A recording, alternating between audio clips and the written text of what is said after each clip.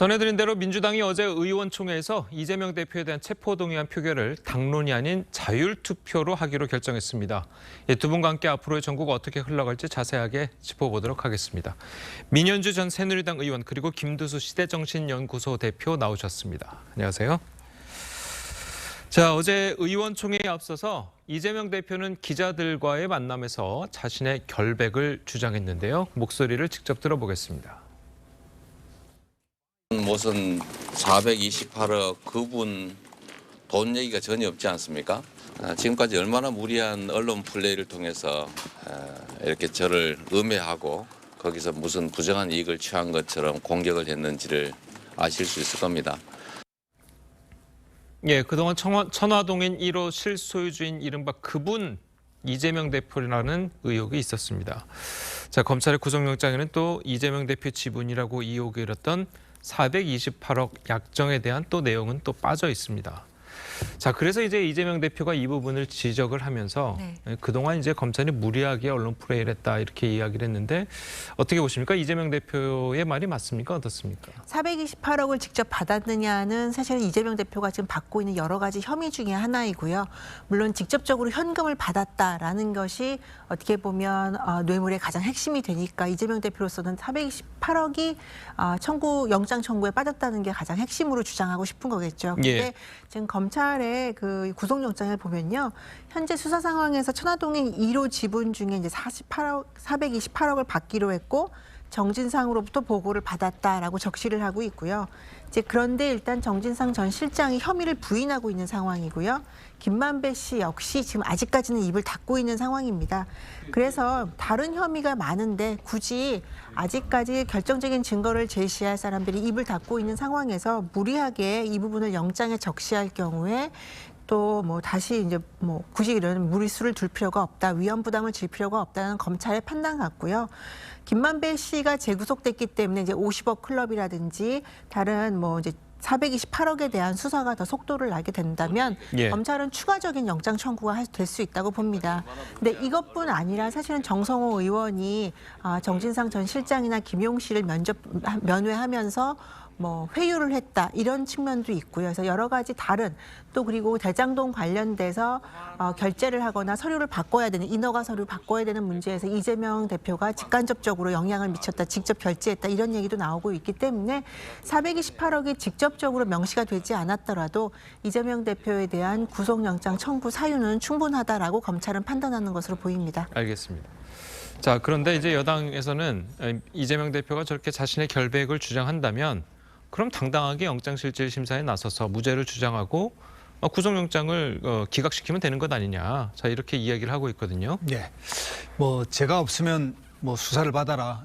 이게 이제 남 이야기는 쉬운데 당사자라면 어떻겠습니까? 이제 만약에 내가 그런 혐의가 전혀 없다고 생각했을 때는 그런 경우에는 이제 이게 쉬운 일이 아닌데 일단 지금 현재 사법부가 어떤 인신구속에 관한 영장 이런 발부가 야당에서는 그런 이야기를 합니다. 자판기 같다. 마치 그냥 신청만 하면 다 내주느냐. 그 근거 중에 하나가 박은정 전 성남지청장의 경우에 결혼한 지 10년이 넘었는데 친정집에 압수수색을 또 한다든가. 그다음에 이제 김만배의 경우에는 법무법인 태평양이라고 우리나라에서 이의하는 이 로펌이지요. 거기에 이제 변호사 사무실을 일종의 압수수색 영장을 내준다든가 또 민주당의 경우에는 야당 당사에서 그 정진상이나 김용 이런 분들 근무 일주일에 한 번 정도 출근하거나 해서 당시 한 3번 정도 출근했고 책상도 없는데 일부러 압수수색을 나온다든가 여기 이제 또 영장이 발부된다든가 이런 이제 일이 있으니까 법원들이 이렇게 영장 발부에 정말 최소한의 이제 검토라든지 신중성이 있는가 이런 거에 대한 신뢰 문제가 있는 것 같습니다. 그리고 또 지금 이제 이재명 대표가 이야기하듯이 내한테 이렇게 주기로 했던 천화동인 428억 적시도 안 돼 있다 이렇게 이야기하고 있기 때문에 이제 그런 점을 비춰볼 때 이재명 대표에 대해서 여당이 야당의 공세를 취하는 건 알겠는데 그렇다고 이게 바로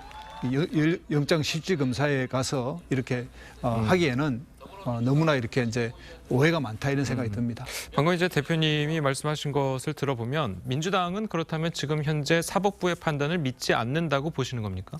일단 사법부의 판단이라는 건 존중해야겠지만 이제 사법부에서의 이런 영장 발부라든지 이런 걸 보면 현재 영장을 실질 심사 담당하는 게 3분 정도 있다는데 이분들이 대체로 이런 영장 발부라든지 이런 거에서 좀 배당성이 있다. 그리고 이게 너무나 행정부 권력인 그 검찰의 요구대로 영장이 발부되고 있다 이런 거에 대한 오해가 있는 것 같고요. 예. 그다음에 어쨌든 이런 야당에 대한 그러니까 대한민국 헌정사에서 야당 대표에 대한 이런 구속영장 신청이나 이런 게 최초의 일이지 않습니까? 그러면 좀 더 신중하게 봐야 되는데 일단 뭐 이거는 판단은 지금 법원이 하고 있는 건 아니지만 검찰도 마찬가지로 이런 거에 대해서 명확한 증거를 제시해야 되는데 대체로 모든 증거라는 게 이게 이제 진술에 의거하고 있고요.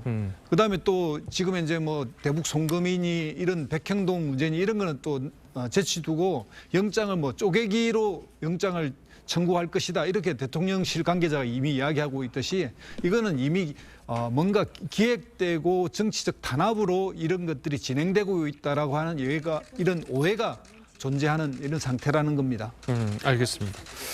자, 어제 그리고 민주당 의원총회에서는 이재명 대표 체포 동의안과 관련해서 이야기들이 많이 나왔는데요. 어떤 이야기들인지 직접 들어보겠습니다.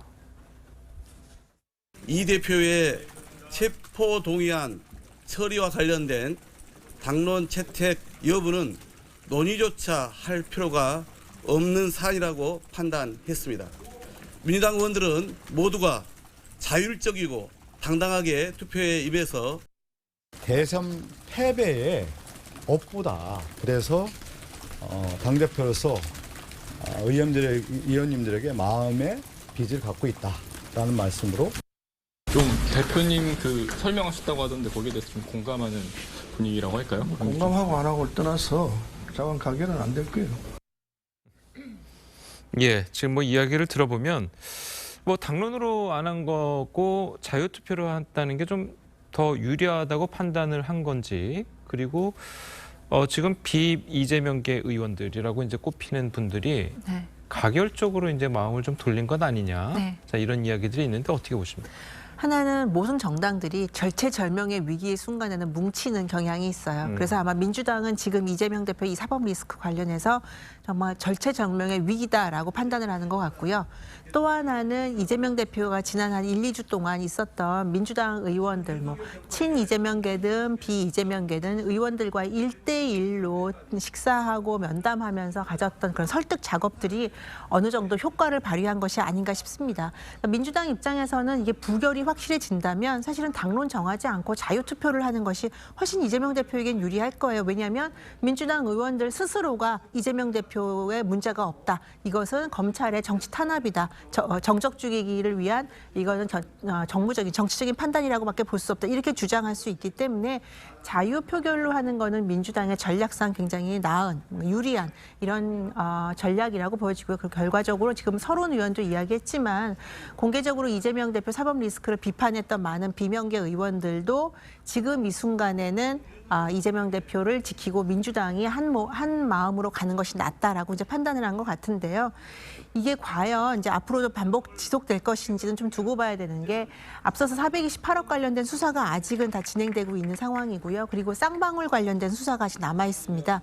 이것이 어떻게 진행되느냐에 따라서 이재명 대표 관련해서 사실은 영장 청구가 다시 나올 수 있기 때문에 이렇게 반복되는 과정에서 국민들의 피로감이 쌓일 때 민주당의 지금 의원들이 계속 이재명 지키기를 할 수 있을까? 이건 좀 지켜봐야 된다고 봅니다. 알겠습니다.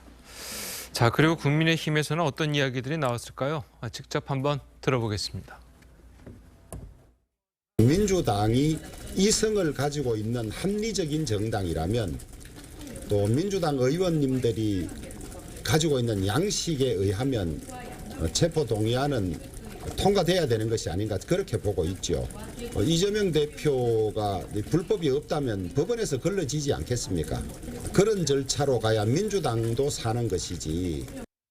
그래서 지금 민주당 안에서 얘기를 들어보면 이재명 당대표 체제가 유지되고 공천권 행사하고 이렇게 되면 최소 35명 정도는 같이 못 간다. 법제 종합 세트이기 때문에 적어도 한 3번 이상 이제 새로운 혐의로 체포 동의안이 나오는데 이 체포 동의안에 찬성하는 표가 계속 늘어날 겁니다.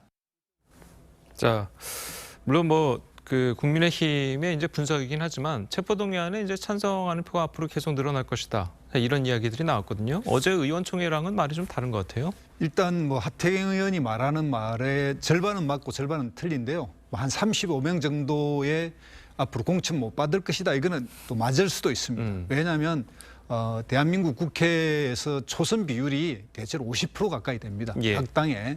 그러니까 이제 이게 초선을 이제 의정활동 평가를 통해서 상중하를 받는 부분에 대한 페널티를 주고 있기 때문에 그런 측면이 이제 존재한 건 사실입니다. 그러나 이제 현재 이재명 대표에 대해서 이런 이렇게 찬성이라든지 이런 것들이 나올 국회의원들이 35명이나 된다든지 점점 늘어난다는 건 또 다른 문제인 것 같습니다. 일단 지금 검찰이 청구한 영장이나 이런 데서 너무나 이제 감정적인 청구가 있거든요. 예를 들면 내노남불이라든지 뭐 삼척 동자도 다 아는 범죄 사실이라든지 이런 식의 이제 부분부터 해서 어제 이제 의총을 연 결과 이거는 검찰이 해도 너무한 근거 없는 장항의 이 정치적 수사다라고 하는 것이 대체적인 결론인 것 같습니다. 그래서 당내 주류든 비주류든 뭐 이번에 이제 당론 투표를 할 이유도 없을 정도로 상당한 의견 일치를 봤다는 게 민주당의 생각인 것 같습니다. 알겠습니다.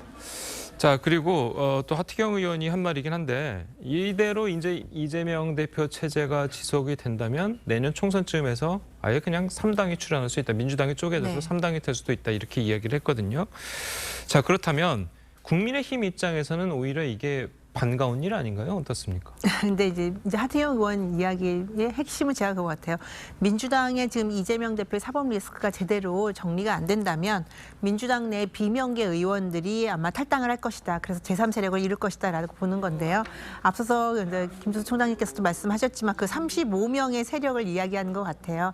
친명계에서 공천을 못 받을 위기에 처한 친문계, 강성 친문계 의원들을 중심으로 탈당할 것이 아닌가라는 이제 전망인데 예. 사실은 지금 정당 지지율 추이를 보더라도 민주당의 최근에 급격히 정당 지지율이 낮아지고 있거든요. 이게 이재명 대표 사법 리스크가 현실화되는 것이다라는 이제 비판들이 많은데 문제는 이제 항상 총선 때마다 제3정당에 대한 국민들의 요구는 조금씩 있어 왔는데 지금의 지지율 추세를 본다면 국민의힘을 두고 민주당이 갈라졌을 때 총선에서 민주당이 과연 그러면 제3세력으로서 어느 정도 성과를 올릴 수 있느냐라고 본다면 아직까지는 그 움직임이 미미한 것 같아요. 예. 그런데 지금 이재명 대표는 부인을 했지만 친명계 원외 위원장들, 원외 정치인들 몇 명이 강성 친문계 의원들의 지역구에 가서 활동을 하고 있다라는 것들이 이제 기사에 솔솔 나오고 있는데 이런 추세가 가속화된다면 사실은 민주당 내 분열로 인한 탈당과 새로운 당의 창당 이런 가능성도 어느 정도는 남아있는 것이 아닌가 싶습니다. 예, 알겠습니다. 자, 그리고 민주당은요, 또 경제위기 대응센터도 공식 출범시켰습니다. 자, 이 출범식에 참석한 이재명 대표 이야기를 직접 들어보시겠습니다. 윤석열 정권은 무책임한 시장 만능 논리만 내세우고 있습니다. 민생을 살리고 국민을 지키는 데 써야 될 국가 권력을 민주주의 파괴에 악용하고 있습니다. 국가적인 위기 상황에 무능하다는 것은 무능 그 자체가 죄악입니다. 예. 자, 여당에서는 이것이 사법 리스크를 돌파하기 위한 방안이다라는 비판도 나오고 있고요. 자, 그리고 이제 또 당대표실에 경제 상황 위기판이라고 이걸 또 설치를 했다고 합니다. 그래서 일각에서는 이게 문재인 정부 당시에 일자리 상황판이라고 있지 않았습니까? 그게 상당히 나중에 이제 비판을 받게 됐었는데, 자, 그것과 굉장히 유사하다는 또 이야기가 나오거든요. 예, 뭔가 이게 민생에 집중하고 있다라고 하는 이제 상징이 필요했다고 생각하는데요. 예. 문재인 대통령 시절에 이제 일자리 상황판 같은 경우에는 실제 그 통계가 한 달 또는 3개월 이런 기간이기 때문에 상황판 자체가 변동이 없는데 이번에 이제 민주당이 한 거는 이제 코스피라든지 환율이라든지 이거는 매일매일 이제 업데이트되는 이제 그런 자료고 또 그게 이제 거시경제까지 이제 포함해서 하겠다니까 예. 좀 더 우리는 적극적으로 민생을 하겠다 이런 것들에 대한 의지를 표명한 거라고 보고요. 예. 문제는 이제 대통령실이나 여당이 이 경제 문제에 대해서 정말 집중하고 있는가 이제 이런 거에 대한 회의가 많습니다. 저번에 이제 강원도에서 이 김진태 지사가 결정으로 해가지고 레고랜드 사태가 나면서 건설업 전반이 부도위기까지 몰려갔을 때도 정부 여당의 이런 처방이나 이런 대처가 너무 늦었고요. 또 이런 경제 위기가 생기고 있는데 불구하고 그 장관들의 대책 회의라든지 또 어떤 주말을 이용해서라도 모여가지고 전문가 회의를 한다든가 이런 모습이 잘 안 보이고 지금 뭐 마치 이제 희생양 잡기처럼 노동조합이 문제다 이런 식으로 이야기해서 뭔가 이렇게 이런 경제 위기를 돌파하는데 이런 우회하는 느낌 이런 것들에 대해서 이제 민주당 입장에서는 정면으로 우리는 이 문제를 가지고 한번 정부 여당과 경쟁하고 싶다 이런 것들을 이제 나타낸 거라고 봅니다. 알겠습니다. 자, 그리고 민주당은 헌법 개정 추진을 위한 헌법 개정 특별위원회도 출범을 시켰습니다. 이야기 들어보시죠. 지금 국민의 삶을 제대로 담기에는 87년 옷은 맞지 않습니다. 2023년 시대 정신이 반영된 새로운 옷으로 갈아입을 때입니다. 개헌 논의의 중심은 대통령이 아니라 국민입니다. 제왕적 대통령이라 할지라도 국회와 정당의 개헌 논의를 틀어막을 수는 없습니다. 예, 이제 뭐 체포동의안 처리를 앞두고 갑자기 민주당에서 이것저것 생기는 느낌인 것 같은데요. 속내는 어디 있다고 보십니까? 이게 지금 말이 안 되는 게요. 경제위기 대응센터를 만들어서 민생과 경제 회복에 올인한다고 하고 갑자기 개헌 이야기를 꺼내요. 개헌은 정치 안팎에서 누구나 다 알고 있는 얘기입니다. 개헌 이슈가 나오는 순간 정치권은 모두 다 블랙홀처럼 빨아들인다.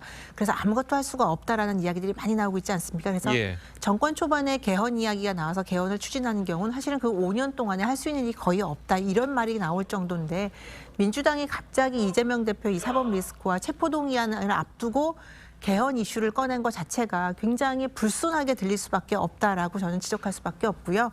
특히나 문재인 정부 때도 개헌 이슈는 계속 나왔습니다. 저도 개인적으로는 개헌에 찬성을 하는 입장인데 문재인 정부 때 개헌 이슈 나올 때마다 민주당에서는 그걸 반대했어요. 아무것도 할 수가 없다고. 그런데 이제 와서 체포동의안을 하고 이재명 대표에 대한 영장 청구가 반복될 위기에 처해 있다라는 이슈가 나올 때 개헌을 얘기했다. 국민들에게는 굉장히 불순하고 오만하게 들릴 수밖에 없다라고 생각합니다. 예, 알겠습니다. 자, 오늘 두 분 말씀은 여기까지 듣겠습니다. 잘 들었습니다. 고맙습니다.